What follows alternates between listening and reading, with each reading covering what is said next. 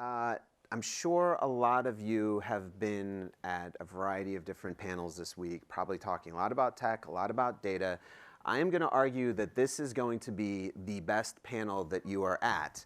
And the reason bold is... Statement. Well, bold statement. Well, you got to start off pressure. bold, Patrick. Yeah. That's why the pressure's all on the three of you, not on me. But it's going to be the best one because of one key word that is in the descriptor that I'm going to get to in a second.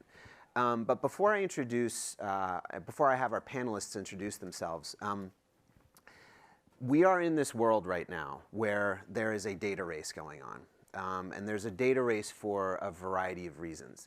A cookieless world, how can I build better relationships with my target audience? I want to move from transactions to lifetime value. There's a whole variety of things that I hear from our clients, being as an agency lead and sitting at that intersection between client and advertising publisher or platform.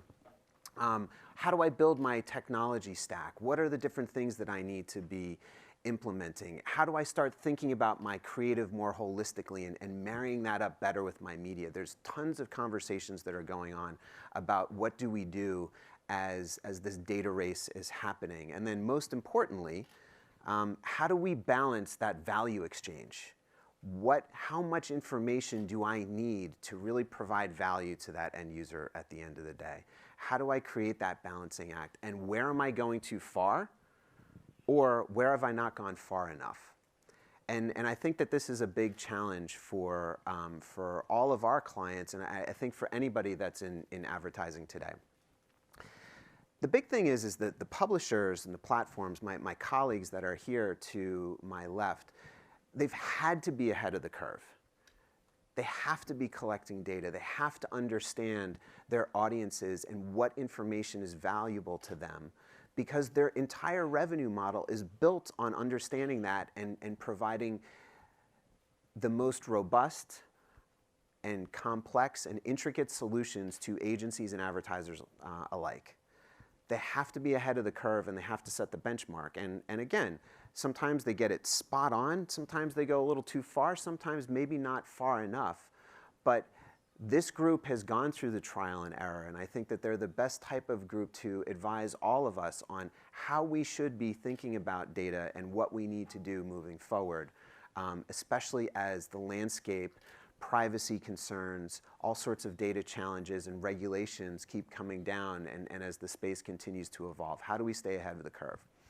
But that word that I was talking about is empathy.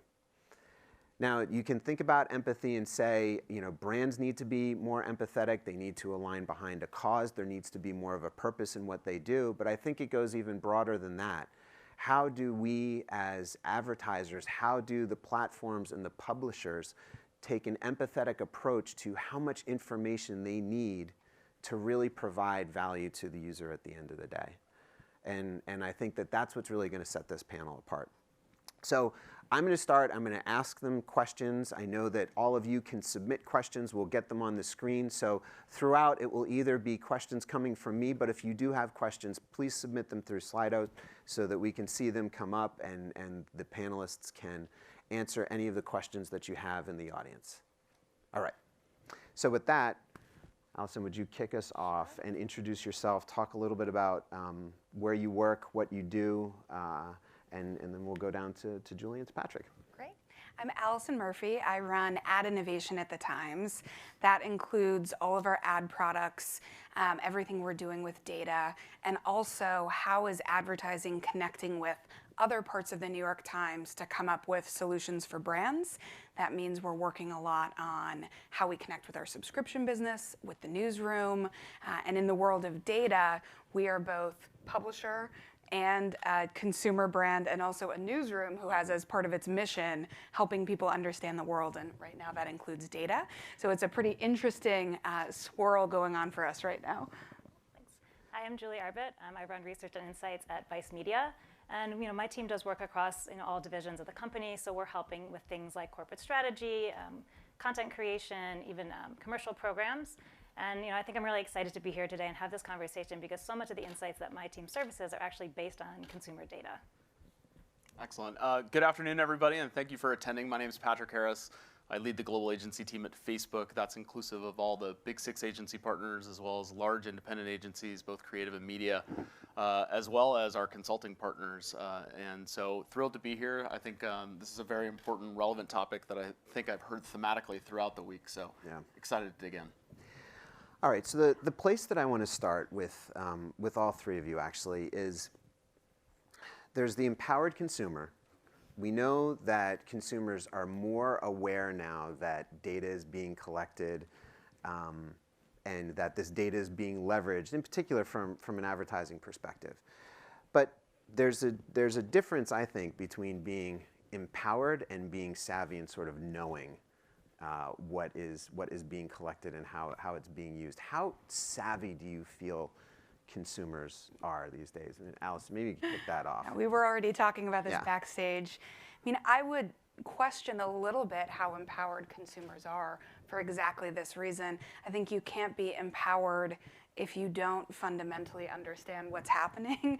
And in the world of data and everything data is being used for on the internet, I think it's very hard to expect that consumers are where we would want them to be. So they may be increasingly savvy in their own preferences and in their sense of, I'm okay with this, I'm not okay with this. But whether we've yet reached a point where they know enough about the mechanics to indicate preferences that really represent their feelings, I'm just not sure. Yeah, I mean, I would echo that, definitely. I think they, are withholding information when they can, where they think, they don't, our companies don't need that information to, provide value to them. I think they're creating fake profiles. They're taking control where they can, but those like GDPR guidelines and how do they purge their data, I think those things are very complicated for consumers to understand. Sure, and I would just add that I think there's been some conflating in terms of this notion of privacy and security. And I think in a lot of ways, everyone agrees that data should be actively secured, and corporations have a responsibility to do that. The trade-off is what amount of my privacy am I willing to trade to have better consumer experiences? So even coming up here this afternoon, I'm willing to trade off with Uber that I'm going to share my location data because I want to see how long it's going to take for that car to get me up here. And so the word that I would add, in addition to the empathy word, Jeremy, is really around literacy. And so I think that there has to be a massive push from the industry and also from academic institutions as well around how do we help the consumer become more literate? And as a company, we're trying to take steps to do this as well. In fact, if you go outside here, you will see that there's a privacy checkup pop-up that's going on outside, because I think people do need to be more well-informed and they need to be literate about what they're giving up in terms of their privacy while maintaining security in order to drive those experiences. So I think as an industry, we have a huge opportunity to increase the impact around the literacy of how consumer data is being used. So just on that subject, Patrick, who owns, so you talked a little bit about, you can go out and there's a pop-up and people can start to understand that, but who owns educating the consumer? Because I think the thing that we've struggled with as an industry is we haven't governed ourselves really well. And I think, hopefully there's not anybody from the government in the audience, but I think if we let the government come in, they don't understand what we do well enough to govern us, but there's got to be some self-governance. So who owns that? Yeah, I think it has to be, there has to be an approach that's using coalitions, and you have to build coalitions across the academic community, across legislators, across the business community, advertisers, agencies, et cetera, to really bring something forth, because these new rules of the road just haven't been created. And so when I look at hard issues like harmful content, and how do you police harmful content when you also have free speech? How do you think about things like data portability and how data gets shared? There are not governing rules for the road. And what we're seeing is, whether it's the California Data Protection Act, whether it's GDPR, whether it's other legislation that's popping up around the world, I think everybody is sort of taking a stab at how do we address these new rules of the road and how do we create new norms? And so I think we need to build stronger ties and bridges across the industry and partner with legislative arms and branches, as well as the academic community, to make sure we're setting the right rules. So along those lines, with what we have today and what consumers may or may not know now, Julie, how are you walking that line of managing that value exchange. You know, you need to know when consumers come into Vice, like what are they interested in? You want to create a unique and enriching experience for them, but at the same time, you need to make sure that you draw some boundaries. You know, to Patrick's point, like you sort of have to draw your own boundaries, and then you have to create a new set of boundaries for advertisers that are leveraging the platform. Yeah, and I think we're always thinking about the consumer, right? As you mentioned, having empathy for them and kind of how we're using their data and having that real transparency with them. So I think one of the best examples of how we're kind of providing that value exchange is in our proprietary audience platform, Vice Voices, right? This is an insights community that people come into to do research. And so they're actually providing us their data. And so we want to make sure that what we do with that data, and we're really transparent with them about that, right? So we are not only adding extra value to them, so we're giving them like behind the scenes looks at things, we're giving them first access to stuff, giving them sort of access to our, our writers and our staff through AMAs and things like that. But we're also sharing back with them. So we're saying, you gave us this information. Here's not only that data in infographic form, but also here's what we did with it, right? Here are, articles that we wrote because of it. Here are, the ways we've used that data. And so I think, providing that real transparency is kind of this like two-way street. And so just to Patrick's point too, how many users are engaging with that? I'm assuming it's probably a smaller subset of the population. Yeah, I mean, today we have about 40,000 on the panel. Okay. So that's just our audience in the US and UK. And then, we'll build that as we go. But it is a much smaller subset. And is there a push to get more? Yep, we're going to expand globally later this year. So there is a push to kind of expand it globally and expand it to as many consumers as want to engage with us, because we think it's it adds value to their life and it adds value to us, and it's this relationship that we can have together. So Alison, what about for you? Yeah, I mean, it's an interesting question for us because from a consumer communication standpoint, people are so willing to tell us what they think of the Times and give us input. Our consumer insights group are always saying, like, we never have a problem with survey response because people love the brand of the Times. Yep. What that means for us is much more self-policing on our end, because we know that we do have the trust of the people who come to us, and we've done surveys that show that they expect that we're doing more to protect their data and use it in appropriate ways. We also know that we have a brand that is based on truth, and we have a subscription business that is based on saying it is worth paying to have a relationship with us. And so that has meant that as we consider what do we want to use data for that drives business value, there are real internal trade-offs, because that relationship and that trusted relationship with our user, if that disappears, we've got nothing. So, so we've been very, very deliberate in, all of our ad innovation is based on context or based on voluntary first-party data. All the directions we're moving are trying to keep that relationship in mind. And what happens if you do step over the line, or if a mistake is made and you do upset a portion of your user base? How do you manage that? Because I think that's part of the big fear that clients have when they're thinking about how do they enhance their first-party data is what happens if I go too far. Yeah, we do fortunately have a little bit of history because of the newsroom with people sharing opinions about our coverage and how to respond to that. We've been fortunate, not to really have anything momentous happen on the business side. And I say fortunate because, yes, we've done a lot to be as responsible as possible, but I also think in this environment where everything is changing so quickly, every brand faces the potential for making a misstep. And so for us, it is how can we be as clear as possible about our intentions and our principles. And a good example of that is when we kicked off a huge newsroom initiative called the Privacy Project, we also had our publisher, A.G. Sulzberger, write an open letter about how the Times as a business is approaching privacy, even as we're covering it with a lot of assertive effort. So one is being clear on the intentions, and then two is putting the effort into having relationships with your customers so you can be in an exchange with them if you do misstep, and so you can get the feedback to know where not to go. Well, and I'm assuming if you do misstep, the biggest thing is getting out in front of it, right? Oh, yeah. Yeah.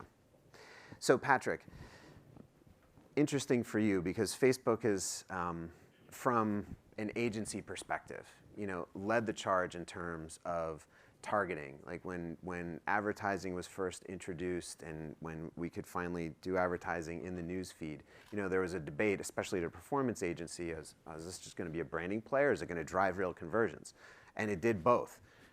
Branding, engagement, driving conversions. Our social team is competing with our search team of who's going to drive the best results at the end of the day. So from the advertiser perspective, it's been great. But you've had your share of headlines that haven't been so favorable. There's been, you know, somewhat of an uproar around the data that gets collected and how it gets used. I mean, how are you guys balancing that internally in the age of the empowered but as you said before, maybe not as literate consumer? Yeah, the framing I would use is it's a simple one half like taking ownership and responsibility over these tough areas. So whether it's harmful content, whether it's things around election integrity and making sure we can protect the democratic process in elections going on around the world, whether it's more user control and giving people more access to make sure that they have the permission and they have the power to be able to understand, you know, how that data is used and when it's used. And then this notion around data portability as well. And so those are like the four kind of big areas. But at the same time, it's not slowing us down on the innovation front. And you know, one of my favorite words inside of the company's mission, which is, you know, giving people the power, right? And giving people the power manifests itself in a lot of different ways. If you even look at our product development process, whether it's things like stories, right? We want to give people an opportunity to share in a way that's more ephemeral and more lightweight. Whether it's products like Live because you want to broadcast what's going on here at Adweek this week, whether it's in feed because you want to make sure this content is permanent and it sticks around and you're reminded about it years and years later. Whether it's messaging because you want to do one-to-one or one-to-group kind of chat, like giving people the power to communicate that the way that they want, but then equally making sure that they have a real firm understanding that they have control over the type of data that's being used and the type of data that's being shared. So we recently launched a product called Off Facebook Activity. So any information that's collected around the web that Facebook is then using to enhance targeting, like if you want to erase that information, if you want to prevent that information from ever being used in the future, you have the ability to do that. So giving people the power, but also giving people voice. And I think, you know, social media in a lot of ways has been the target for, you know, what's going on in the world around polarization. But I think there's no better time, and there's actually been no more important time where giving people voice really matters. And I'm seeing that manifest in a few places. The first is around groups. So do any of you belong to a group on Facebook that's meaningful to you? There's lots of folks that do, and one of my favorite examples recently is there is a group in London called the London Lowriders. And the London Lowriders doesn't sound like what you think it sounds like. It's actually a group of owners of dachshund dogs. Do you know these dachshund dogs? They look like little hot dogs. It's amazing. So these dachshund dogs, they get together a couple times a week. They go for walks in the park. And it's really this opportunity for people that are just massive fans of dachshunds to like connect online, but then actually connect in the real world. And what's happened and what's really interesting is that like when someone's dog gets sick and maybe they can't afford to pay the veterinarian bill, someone else from the group chips in. But one of the most interesting things that's come out of this group is that topics that are typically polarizing to people in Great Britain at the moment, things like Brexit, you may have heard about, the dachshunds in the community of dog lovers, because they're there for the dogs first, it actually allows them to open up and have a dialogue about tougher topics where there might be opposing views. And so we think that this is really interesting in terms of like groups and how you build products that allow people not only to connect online, but connect in the real world in a way that's not so polarizing and in a way that's not so divisive. So, well, that leads me to another area that I wanted to ask you about, because you're creating a platform for people to start engaging, and maybe they're coming in for one reason and then, you know, taking advantage of it to do more things and have better communications and more control of what gets shared, how it gets shared, and why. When you think about advertisers starting to engage in these conversations, whether it's for all of you, how do you, for lack of a better word, police your advertisers or your agencies, and or guide them into how to engage in the conversation? Because all three of you have places where people are coming in, they're commenting, whether it's on stories, whether it's on what the reporter wrote, whether it's what's going on in the group. How do you think about doing that with your advertisers specifically? Because I think that there is an element of guidance that people do need. It's a big one. I'm trying to think of where to begin on that. I think for us, there's kind of two levels. One is what you're describing, which is at a conversation level. How do you think about how messages will resonate in a way that makes sense to the audience you have and to the destination you have? And for us, that means a lot of work in consumer insights, similar to Julie, to help our advertisers understand this is our audience, here's how they're alike and different from who else you may speak to. And we've developed new tools that help us even say, okay, we can look at a brand's audience and understand the behaviors they have and the content they care about on our site to try and craft something that is authentic and will also resonate. On a more tactical level, for us, when it comes to data exchange and the technological side of it, we've had to try to be really ahead of things, as you opened with, in pushing ourselves to develop policies and points of view that are as forward-looking as we can think. And yeah, sometimes that means losing some near-term opportunities, but we realize that brands are turning to us to ask for guidance on not just where we think consumers are going, but where we think advertising and marketing and the industry is going. And we're trying to have the smartest possible policies to help them learn that too. So like Patrick said before, not just managing yourselves and the data that you're collecting, but passing this on to your business partners as well. Absolutely. And making sure that we have empathy, like you said before, for the consumer as well, right? We have to think about the consumer just as much as we have to think about the brands that work with us. Yeah, listen, 25 years ago it was just much easier. Right? 25 years ago in this space, it was very clear who the custodian was of the big idea. Right? That was your above the line creative agency. And that's where you went for the big ideas. It was very clear who the fiduciary was and who made allocation decisions. That was the media agency. Right? And then you partnered here on some measurement and away you went with your plans. I think the big debate today and the guidance too is who is the custodian of data, right? And who are you going to allow to have access to this asset, and how are they going to protect that data? How is it going to be used?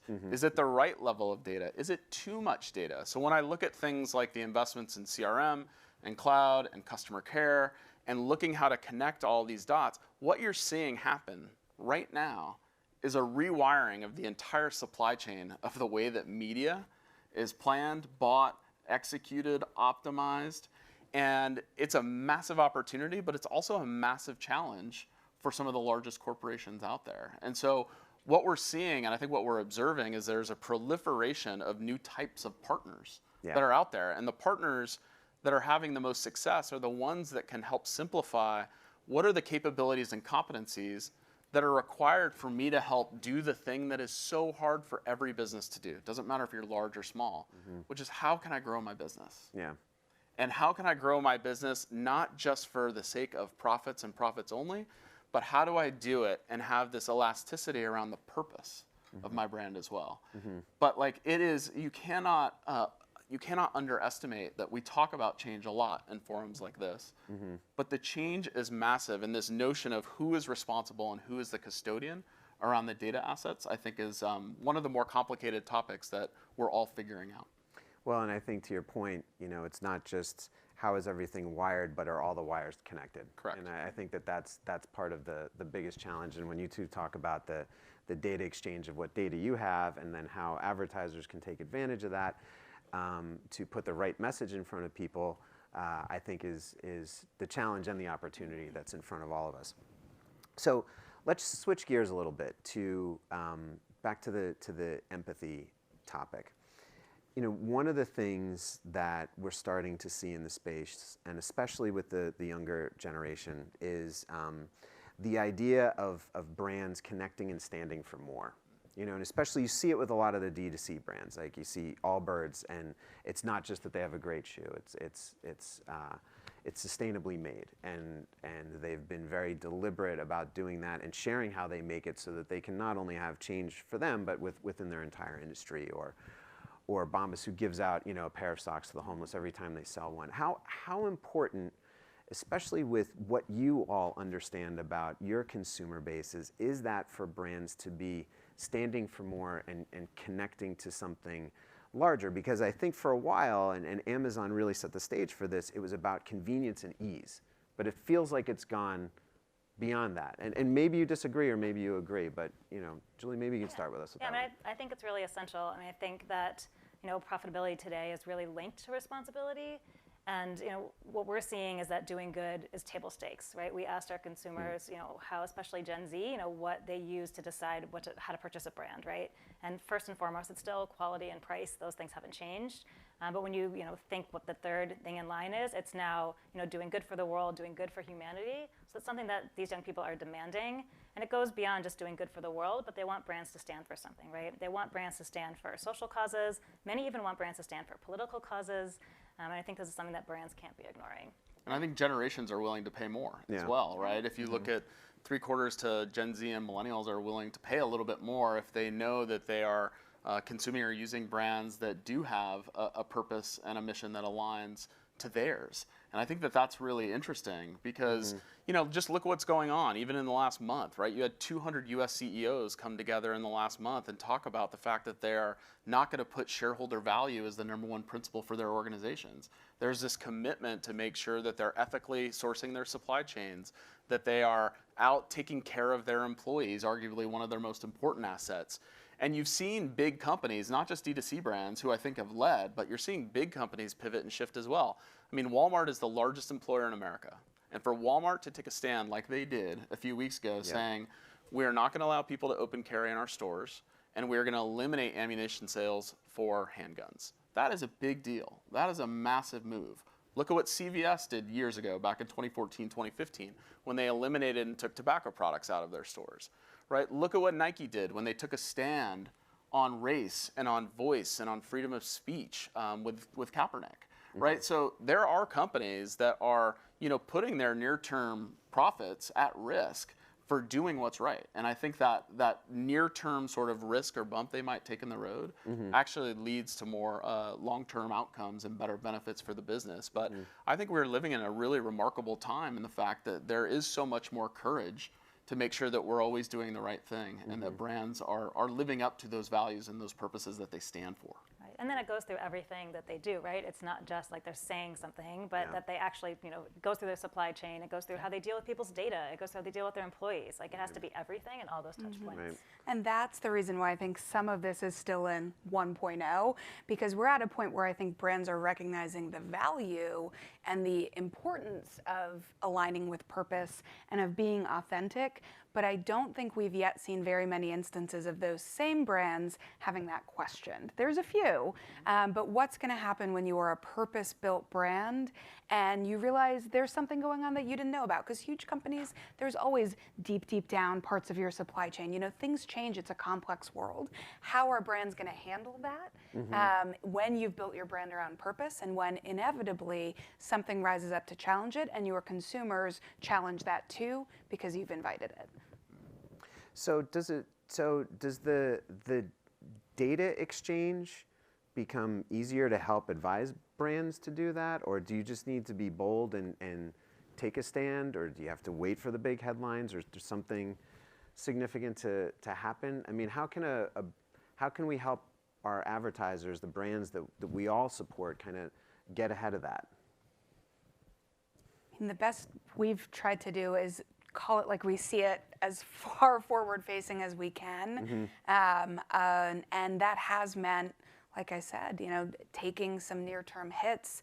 But in order to be able to say, we think this is where consumers are going, we think this is where marketing is going, and for brands, you're going to want trusted relationships with consumers. That starts now. Don't wait for the regulators. And to the conversation earlier about who is the steward of data, we could spend a lot of time arguing over who it should be, or we could just all decide we are stewards of that data and responsible for the data of our consumers, regardless of where we sit in that network or partnership chain. And that's probably going to lead to better outcomes. All responsible. That's that is definitely, I think, the way that we should go. I think the challenge for us becomes when you get down, the devil's always in the details, and the details are always in legal terms sometimes. So the true ownership of that is always going to be a bit tricky. So as we start to end the panel, the last place I wanted to touch on with the three of you is in the areas of machine learning and AI. Like we're sitting here having a conversation about data, about that value exchange, about using it smart and responsibly, about having empathy for the consumer, and then about standing for more than just your brand and taking a stand and taking a step forward. And Patrick, as you said, having some courage.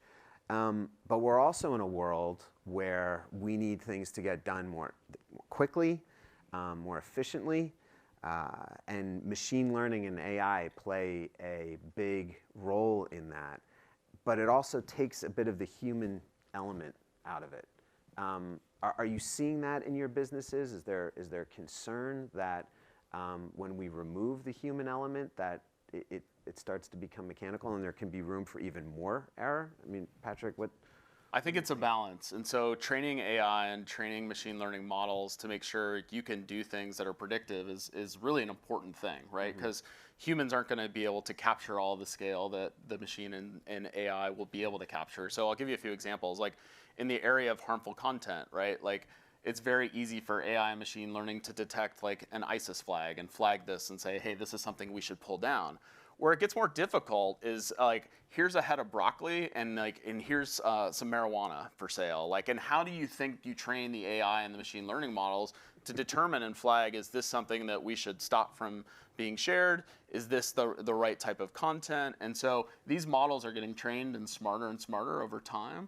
But you have to also apply and make sure that the people that are writing the code for training these models are not letting any existing biases, conscious or unconscious, creep in. And so one of the other areas around AI and machine learning that I think is going to be a big future focus is making sure that you have the right diversity and inclusion in terms of the people that are building and training the models. So we're making sure we're looking for the right things. And so it's a balance, but I think when you're operating at a massive scale and you're trying to do things like make sure that you are policing harmful content and preventing it from getting on the platform, we need AI and machine learning to help do that more effectively.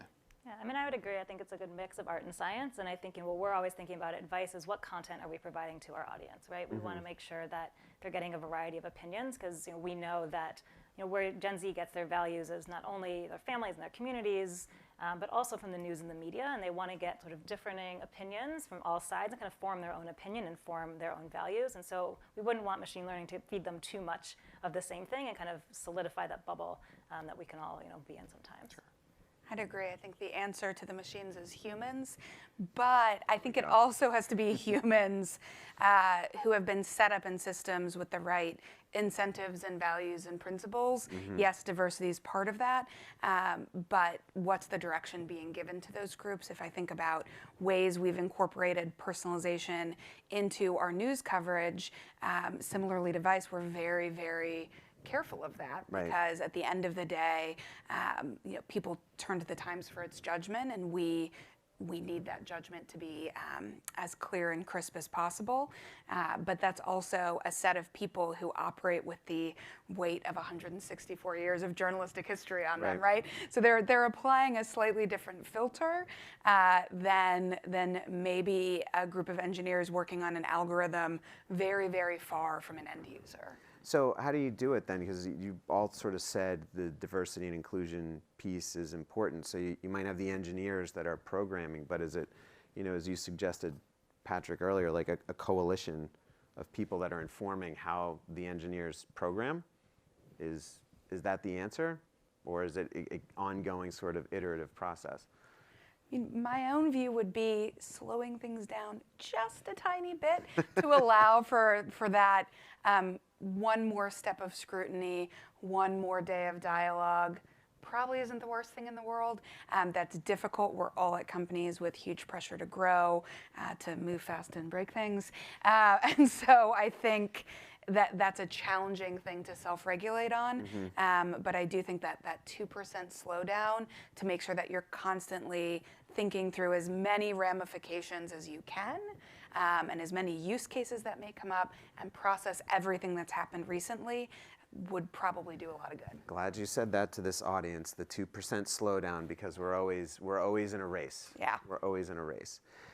So just to finish it out, and Alison, I want to start with you because you said the word before, and it was trust. We've talked about data, we've talked about relationships, we've talked about walking that fine line of the value exchange. What would be the one thing you'd like to leave the audience with, especially the brands that are in the audience or agencies that are representing brands, of how you maintain and continue to build that trust? And then the same will be for you, Julie, and for you, Patrick. Yeah, I think especially if we're considering data right now, it's easy to think of this as a moment, and in many ways it is, but I think it's really a transition, and Patrick described it well, where this is going to become part of how we run our businesses every single day. It's not new for brands to have to create trust with consumers, and I think the thing is to not be intimidated by the fact that the tools and technologies have changed, but go back to what you know about humans and people and how they engage with each other, and that's still the center of trust. Yeah, I mean, I think it's, what we were talking about before is providing that value exchange, right? I mean, young people use technology every day, right? They're not going to slow down. It's what empowers their life. It what makes them creative. Like, they're going to keep using technology and keep providing that personal information, but we just need to make sure that we're showing them the value they get from providing us that information. Yeah, if we don't have trust, we don't have a business. And I think in a lot of ways, like, we've had to learn a lot of those lessons over the last couple of years the hard way. And this balance of responsibility and innovation and making sure you have the right checks and balances and safeguards along the way, so you're prototyping the right things and bias isn't creeping in, and that you make sure you're ultimately delivering value for the people that you serve. And I think a lot of what's happening in the industry is this just debate around, like, whether advertising is good or is advertising bad, and the whole world is going subscriptions. And I would argue that advertising helps give voice to the voiceless. I think it helps local economies and grows local GDP around the world, and it really is an economic driver. And so I think this notion of, like, making sure that you can do everything to protect and defend that trust is incumbent. It's a responsibility. And what I would say from a Facebook perspective is, just don't judge us on what we say, like, judge us on what we actually do. Right. Because it's more important to demonstrate that you're doing the things that you commit to, rather than just always talking about it. And so I think ultimately we will be judged by how businesses and how consumers continue to use our services. And so trust is paramount. Yeah. And so, I hope some of the things that you are all taking away is that this is a complicated subject. And it's something that we all have to tackle together. It's incumbent on all of us. It's a big responsibility. Brands, agencies, platforms, publishers, we do have the opportunity to create coalitions, to govern, to educate, to create literacy around this. And I hope you heard from the panelists how important that is for us to be doing that as an industry and not leave it up to others. And I think the other thing that we have to think about is we do have different advertisers and or agencies that take it to a level where they shouldn't. An example that I often like to use is, how many times have you been retargeted for stuff that you've already bought? And it creates a bad experience. And we've got to hold each other accountable for that. And I think that that's how we move everything forward.